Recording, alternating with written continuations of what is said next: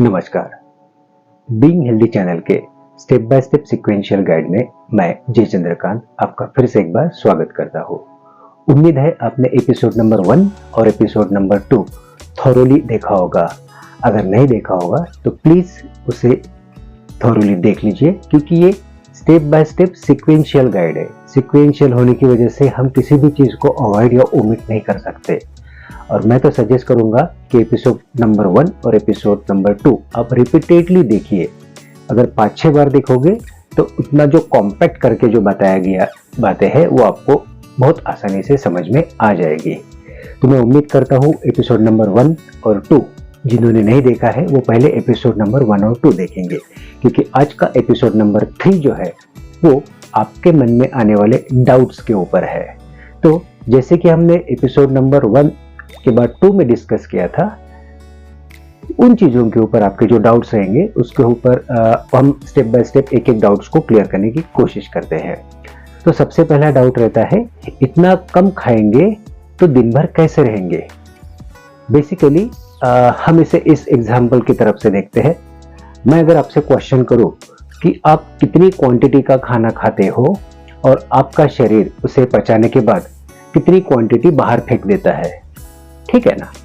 तो हमारा जो इनपुट है, मान लीजिए मैंने 1 केजी का अगर सॉलिड खाना खाया तो लगभग 800 ग्राम का तो सॉलिड कंटेंट्स मेरे शरीर के बाहर ही जाता है।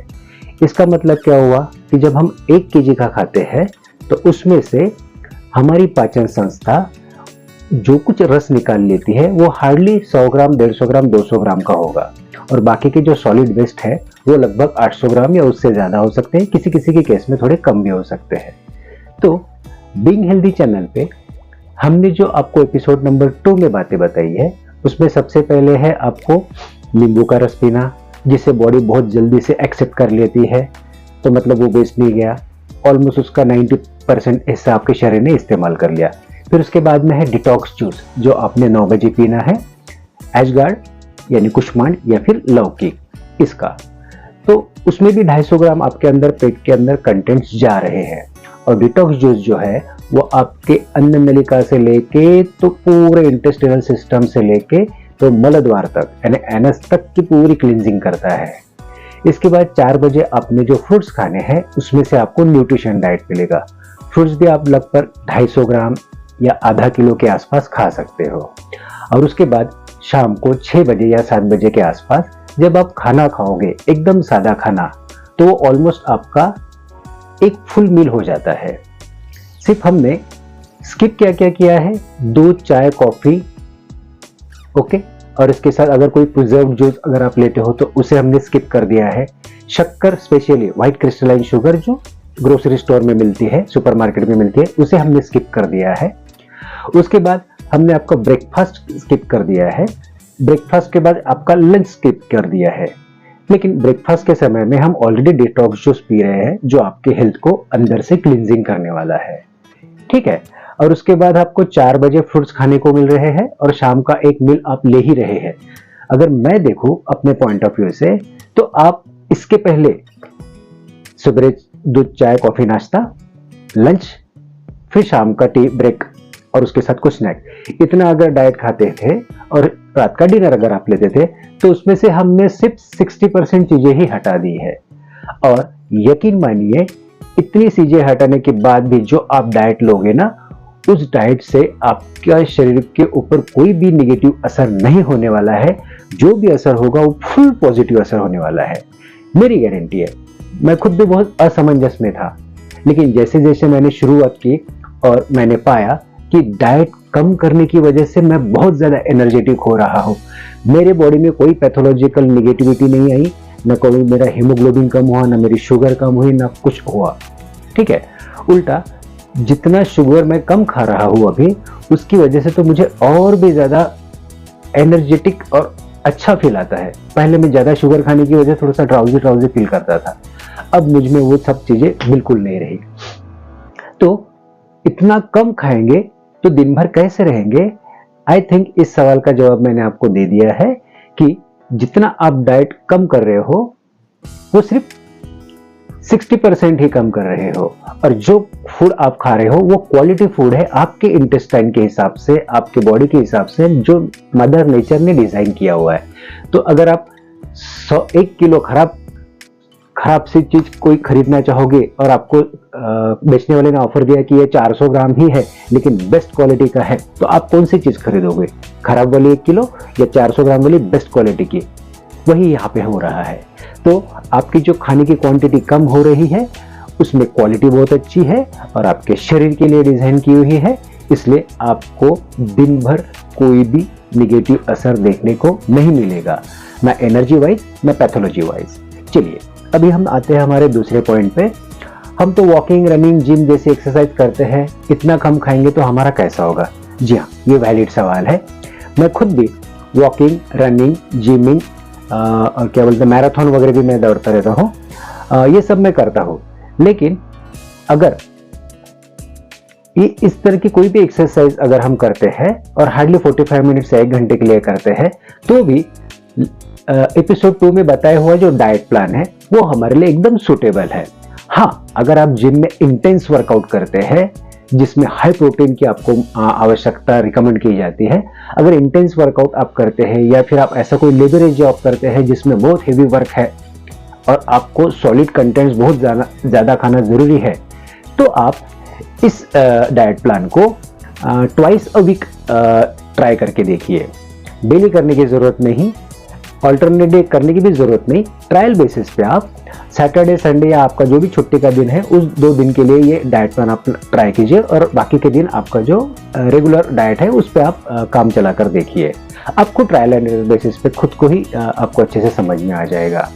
लेकिन जैसे मेरे जैसे लोग हैं जो हार्डली 45 मिनट से 1 आवर तक एक्सरसाइज करते हैं, कभी योगा करते हैं, जैसे मैं मेरा एग्जांपल देता हूँ, मैं कभी एक आध वीक योगा कर लेता हूँ, एक आध वीक में रनिंग कर लेता हूँ, कभी मैं मसल स्ट्रेंथनिंग एक्सरसाइज कर लेता हूँ, कभी मैं जॉगिंग भी कर लेता हूँ। और ऑनेस्टली स्पीकिंग 1 साल में हार्डली 6 महीना ही करता हूँ, बीच बीच में कुछ ना कुछ रीजंस हो जाते हैं, मैं कंटिन्यू या रेगुलर वर्कआउट वाला बंदा नहीं हूँ। तो मेरे जैसे अगर आप होंगे 45 मिनट्स के आसपास एक्सरसाइज करने वाले और जो इंटेंस वर्कआउट नहीं है, तो आपके लिए ये डाइट प्लान एकदम सेफ है। यकीन कीजिए इस डाइट प्लान में आपका 60% फूड भी कम होने वाला है ना, उसके बावजूद भी आपकी हेल्थ अच्छी रहेगी, आपके अंदर कोई पैथोलॉजिकल डेफिशिएंसी नहीं निकलेगी, क्योंकि आप जो 40% जो इंटेक लेने वाले हो वो एकदम क्वालिटी इंटेक्ट है और आपको शरीर को जैसा चाहिए वैसा ही है। चलिए नेक्स्ट सवाल को हम कवर अप करने की कंक्लूजन देने की कोशिश करते हैं। हाँ ये तो सबका फेवरेट है। तीसरा सवाल जो पूछा जाता है वो ऐसा है कि नॉनवेज पूरी तरह से बंद करना है? ना जी ना, नॉनवेज पूरी तरह से बंद नहीं करना है। चलिए हम एक चीज़ पे आ जाते हैं। आप अगर नॉर्मल वर्कआउट करने वाले बंदे हो और इस डाइट प्लान को फॉलो करने का आपने मन बना लिया है, तो आप सोमवार से लेके शनिवार तक कंटिन्यू इस डाइट प्लान को फॉलो कीजिए। अगर संडे आपकी छुट्टी है तो फ्राइडे या फिर सैटरडे इवनिंग को, हफ्ते में सिर्फ 1 दिन, आइदर वो फ्राइडे कर लीजिए या सैटरडे कर लीजिए, एक ही दिन आपको जो खाना है सुबह से लेकर शाम तक वो आप खा सकते हैं, कोई टेंशन नहीं। और उसके बाद लगभग 18 घंटे के बाद, क्योंकि आपने जो अभी खाया हुआ खाना है आपका मनपसंद, हफ्ते में सिर्फ 1 बार जो आप खाने वाले हो, आपका मनपसंद आपने जो खाना खा लिया है वो आपके स्टमक से लेके स्मॉल इंटेस्टाइन से लेके लार्ज इंटेस्टाइन में जाने के लिए लगभग हम ऐसा समझ के चलते हैं कि 16 से 18 घंटे लग जाएंगे। और लार्ज इंटेस्टाइन में हमारा कोलन होता है, लार्ज इंटेस्टाइन में अगर ये खाना गया तो उसे बहुत जल्दी फ्लश आउट करके शरीर के बाहर फेंकना जरूरी हो जाता है।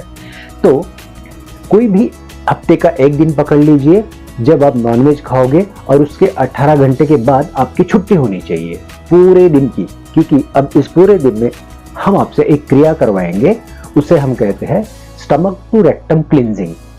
मतलब एक ऐसी आपको ट्रीटमेंट करनी पड़ेगी, खुद ही करना है, घर में करना है। कैसे करना है, अगर ये वीडियो बहुत लंबा ना हो तो मैं इसी वीडियो में बता दूंगा कि स्टमक टू रेक्टम क्लींजिंग आपको करना है। इसमें लगभग आपको 2 से 2.5 घंटे का समय लगता है। तो आप डिसाइड कर लीजिए कि ये 2 से 2.5 घंटा छुट्टी के दिन ही सुटेबल रहेगा, और मॉर्निंग का फर्स्ट हाफ में करना है या इवनिंग के फर्स्ट हाफ में करना है, ये मैं आपके ऊपर छोड़ देता हूँ। ठीक है, तो आपको स्टमक टू रेक्टम क्लींजिंग करना पड़ेगा। यौगिक भाषा में इसे बस्ती भी कहा जाता है, और कुछ मॉडर्न डाइट प्लान में इसे सुदर्शन क्रिया भी कहते हैं। ओके, तो आपको स्टमक टू रेक्टम क्लींजिंग हमने यहाँ उसे इस तरह से बोला गया है हमारी तरफ से कि स्टमक टू रेक्टम क्लींजिंग हम करेंगे, मतलब स्टमक से लेके स्मॉल इंटेस्टाइन, बिग इंटेस्टाइन, ऐसा करते करते रेक्टम, और रेक्टम से पूरा बाहर, शरीर के बाहर एनस के थ्रू वो सब कुछ निकल जाएगा जो टॉक्सिन्स आप खा चुके थे हफ्ते में एक बार मनपसंद। ओके, तो चलिए मैं देख लेता हूँ, 10 मिनट हो रहे हैं। मैं कोशिश करता हूँ 3-4 मिनट के अंदर वीडियो कंप्लीट करने का। तो स्टमक टू रेक्टम क्लींजिंग क्या है? तो आपको करना क्या है, लगभग 2 से 3 लीटर पानी, 2 से 3 लीटर पानी एक बर्तन में ले लीजिए, और उस पानी को गुनगुना होने तक उबालना शुरू रखिए।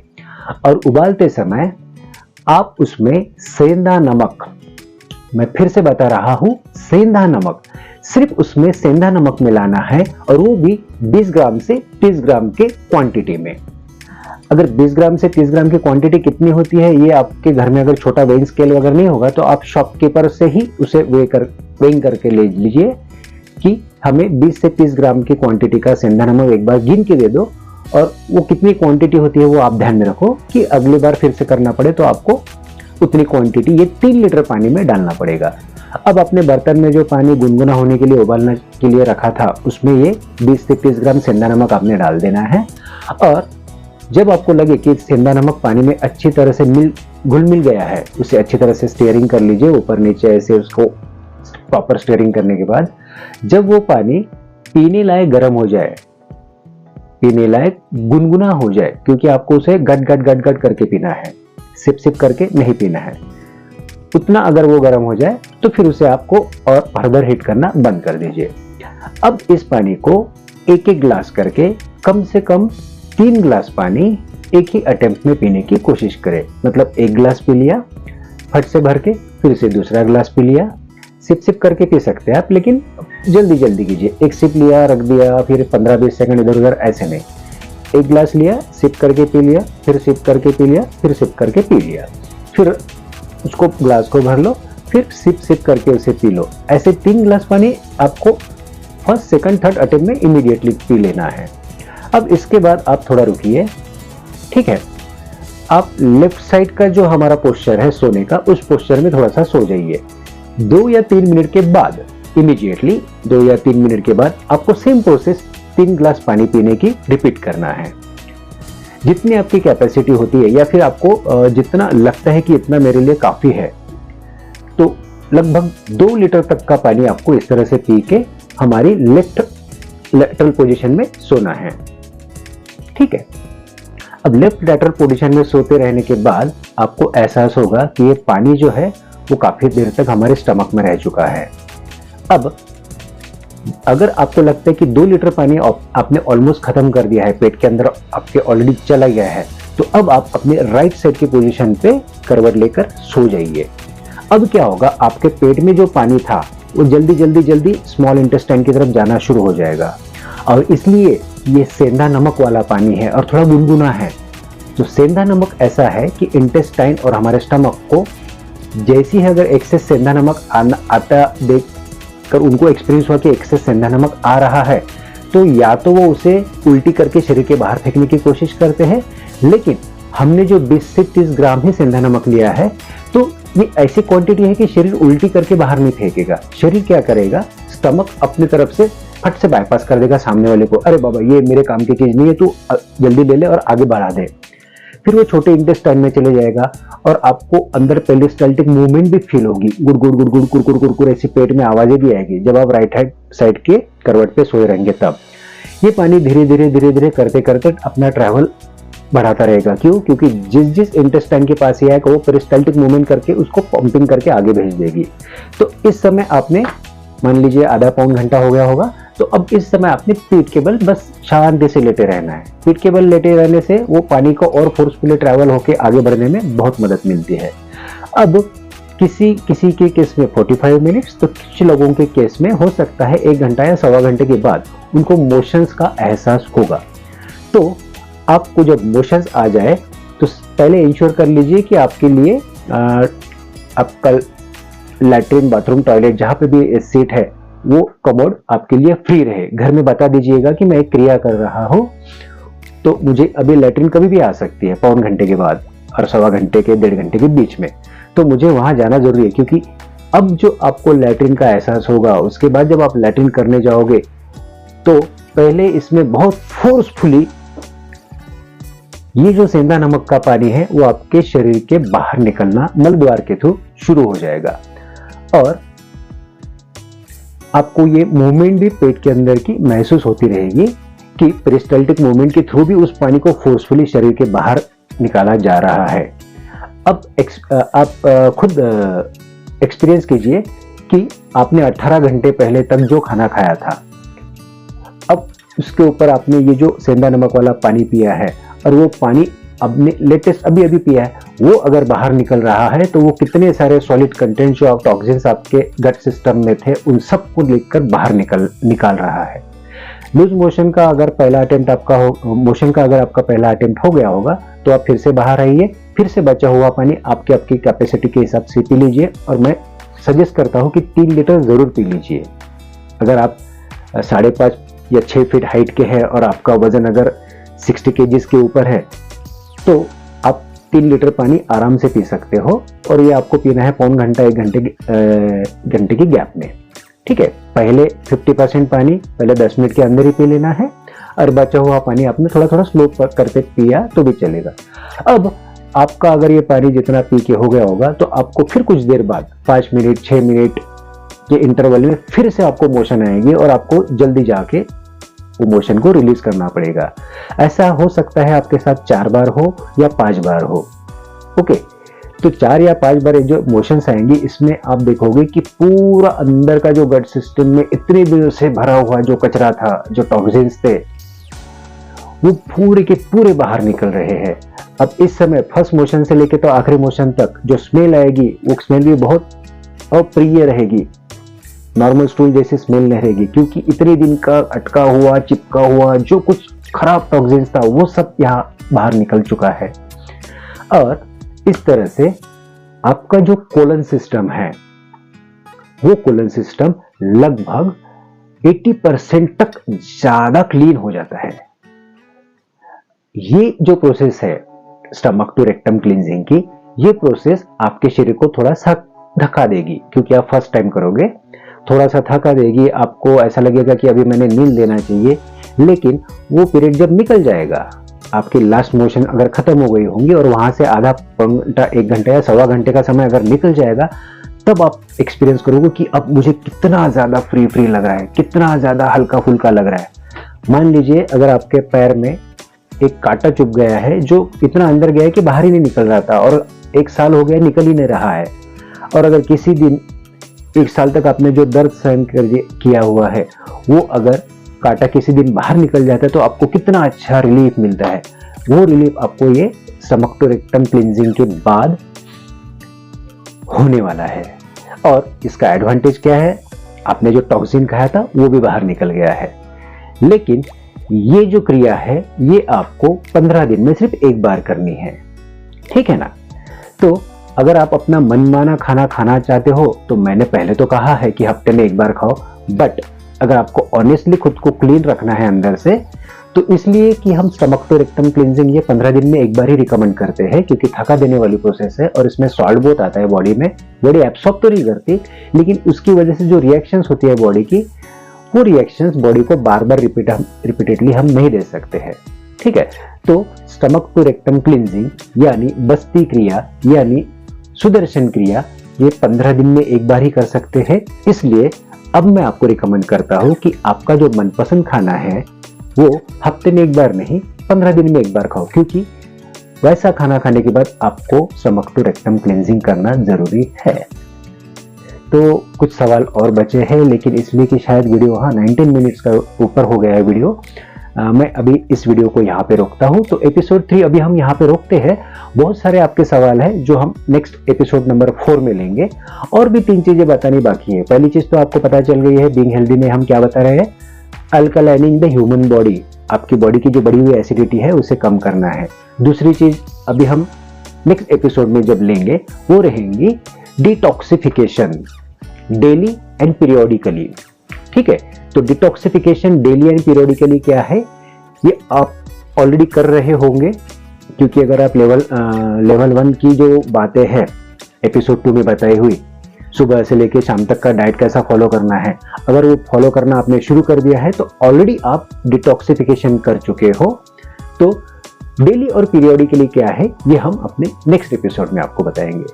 तो साधना करते रहिए और बहुत ज़्यादा लोगों तक इस चैनल के थ्रू बताने वाले कंटेंट्स, हेल्थ के बारे में, डाइट के बारे में और खुद को डिटॉक्स करने के बारे में, खुद को अल्कलाइन करने के बारे में, सभी के काम के होने की वजह से ज़्यादा लोगों तक इस बात को शेयर करवाइए। तो मैं आपका होस्ट जय चंद्रकांत अब विदा लेता हूँ। मिलते हैं नेक्स्ट एपिसोड में। बहुत बहुत धन्यवाद।